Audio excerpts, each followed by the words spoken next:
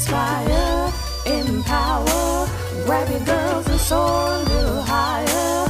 Unlock the fire in you, 'cause real women don't bitch, no.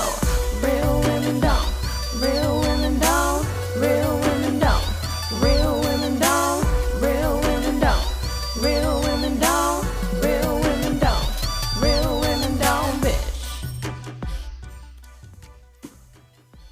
Hey, thank you for joining me on the Real Women Don't Bitch podcast. This is your proud host, August Crenshaw, aka Mrs. Raw, Real, and Relentless. I am the #1 advanced mental conditioning specialist for entrepreneurs because building mental muscle is necessary in order to implement successful business strategies.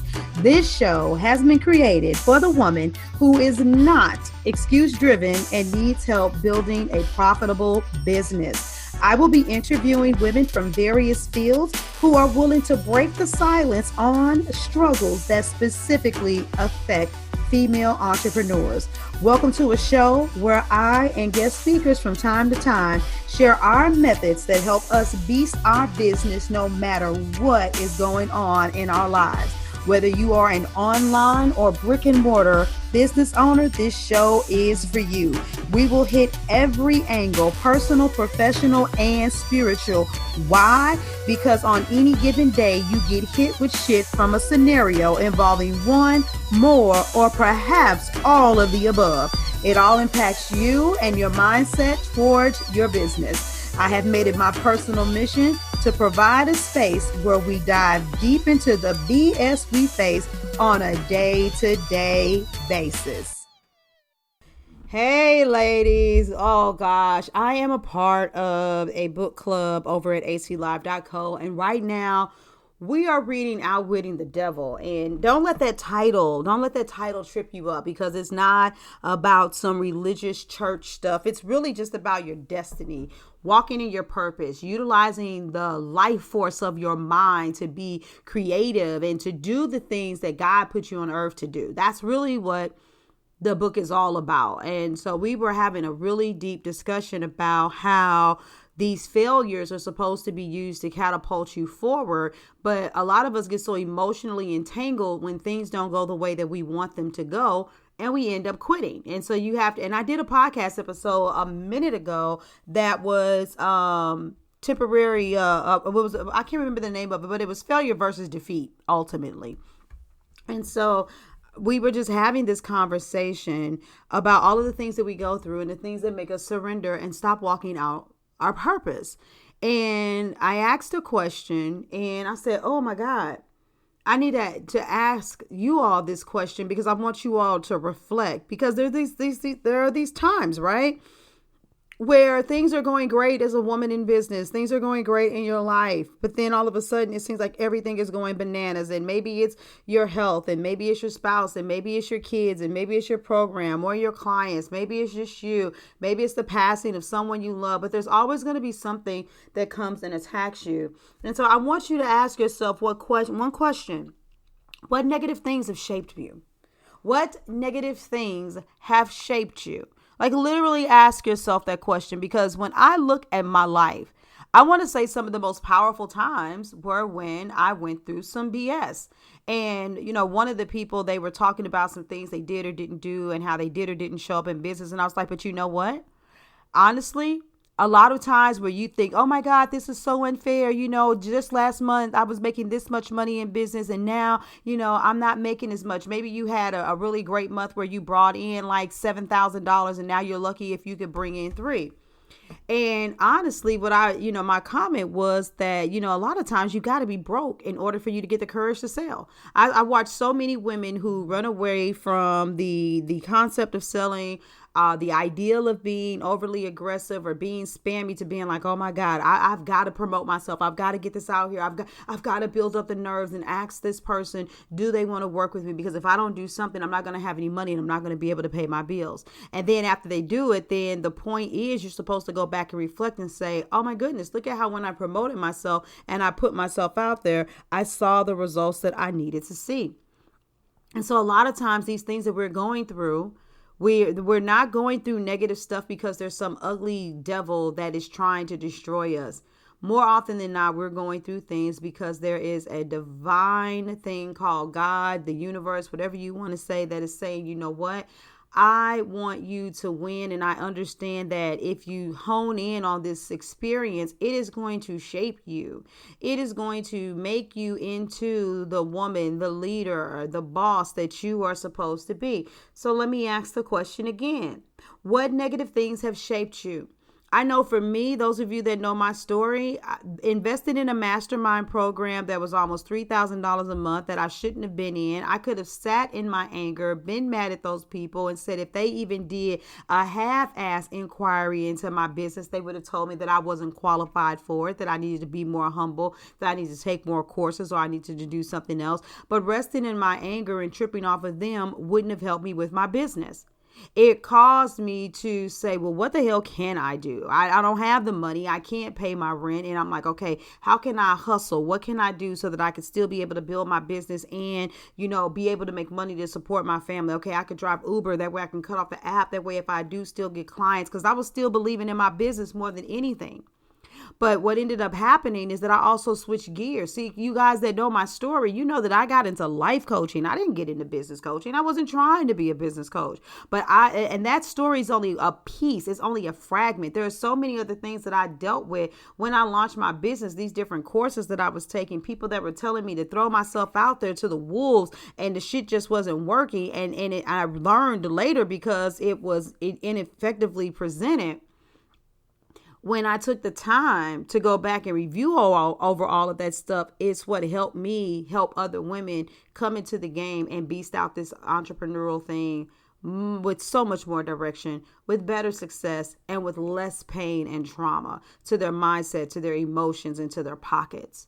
And so all of the shit that I went through, instead of being angry and caught up in my feelings about the people who I believe played me, I learned and said, okay, but I'm the person that could rebound from this. I'm naturally a seller. I'm naturally a creator. I'm naturally a jumper. So I'm going to get out there. I'm going to jump. I'm going to create shit. I'm going to sell, and I'm going to land back on my feet. And that's what I did in my business, so that shaped me.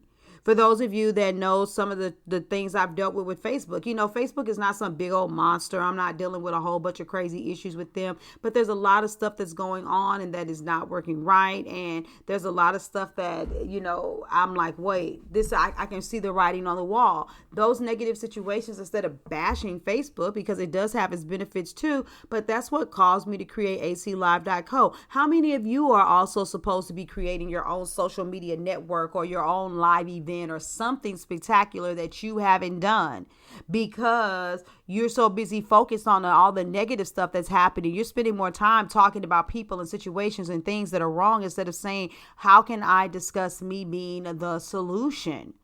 There's so many things. I am the sum of negative experiences.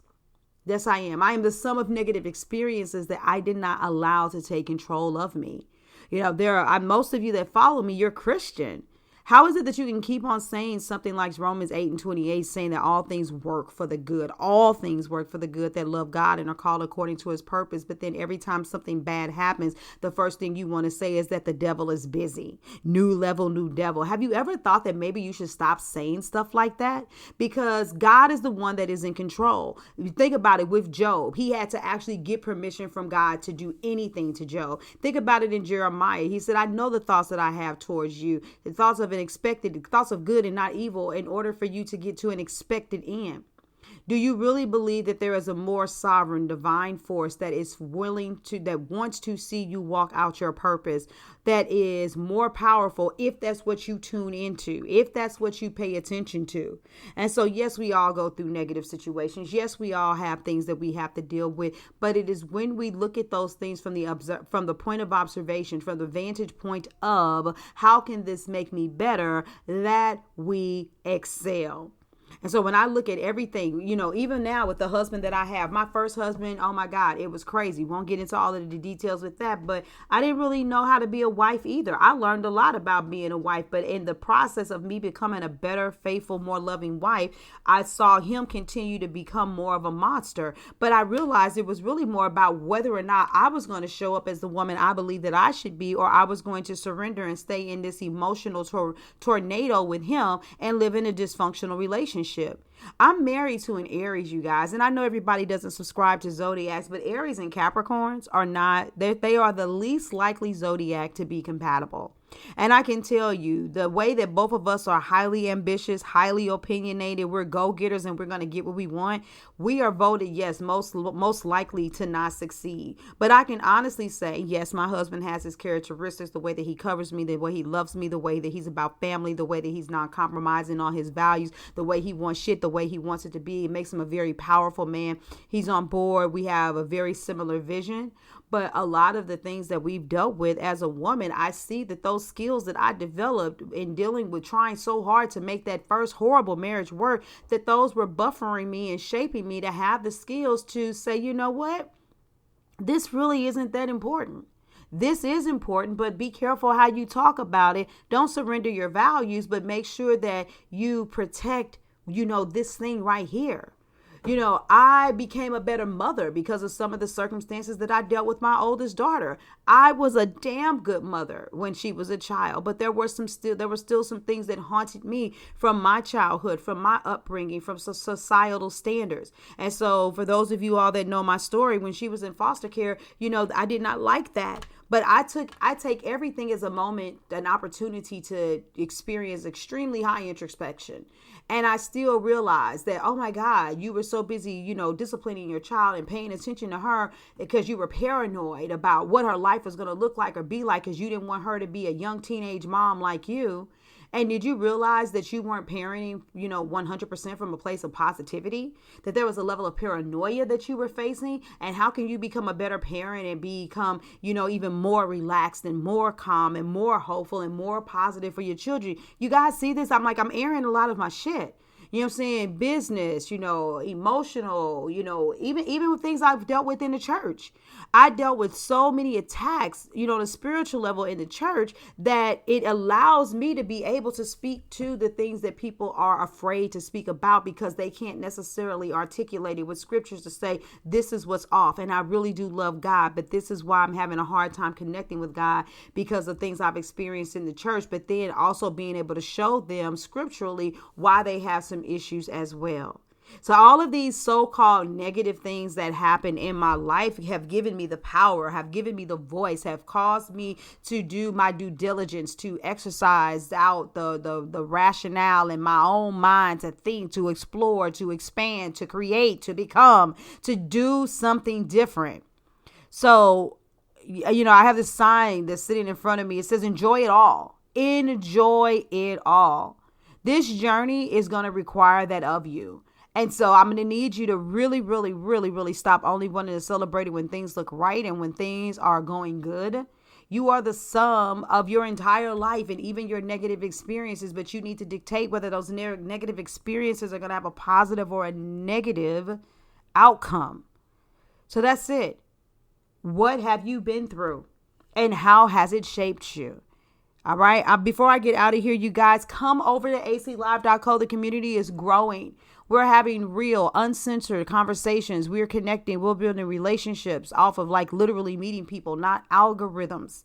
You are welcome to come over to the community. I'm really, really calling out for my sisters because I need us to start having the conversations and saying the stuff that's on our heart, not so that we stay somewhere and we stay angry and we're overthinking things and we're upset, but so that we can begin to flush this shit out of our system and then join some of the groups, anything from recipes and books to working out to, goal setting and, whatever. And hell, come and create your own.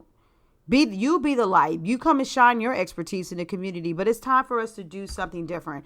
I love you guys. Thank you for tuning into the podcast. Hey, we are only 2 months away from the anniversary, our 2-year anniversary. I love you all. Have a beautiful day. I'm out of here. Deuces. Thank you for joining me today. Remember to cultivate a mindset that is biased towards taking action. No bitching, whining, or complaining. Here, our mantra is, real women don't bitch, we get shit done. See you next week as I continue to bring you what you need to keep your head in the game and beast your business. Don't forget to hit subscribe and leave us a 5-star review. Would you like a specific topic covered? Have a question you would like answered live? Then head on over to realwomendon'tbitchpodcast.com. Subscribe to my email list, hit me up, and I got you. Interested in being a guest speaker? You walk the walk? Then you can sign up on the website too. This is your #1 advanced mental conditioning specialist for entrepreneurs, Mrs. Raw, Real, and Relentless. Signing out. Deuces.